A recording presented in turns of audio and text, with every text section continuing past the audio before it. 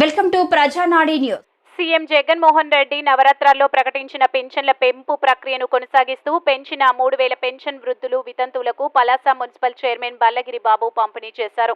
శ్రీకాకుళం జిల్లా పలాస మండల పరిషత్ కార్యాలయంలో పెన్షన్ల పంపిణీ మహోత్సవంలో మున్సిపల్ చైర్మన్, వైస్ చైర్మన్లు, కౌన్సిలర్లు, మున్సిపల్ అధికారులు పాల్గొన్నారు. ఈ సందర్భంగా మాట్లాడిన మున్సిపల్ చైర్మన్ బల్లగిరిబాబు సంక్షేమ పథకాలు దీర్ఘకాలికంగా కొనసాగాలంటే మంత్రి అప్పలరాజు సేవలు వినియోగించుకుని వైఎస్ఆర్ కాంగ్రెస్ పార్టీ విజయానికి కృషి చేయాలని కోరారు. సీఎం జగన్మోహన్ రెడ్డి ప్రభుత్వాన్ని గెలిపించాలని విజ్ఞప్తి చేశారు.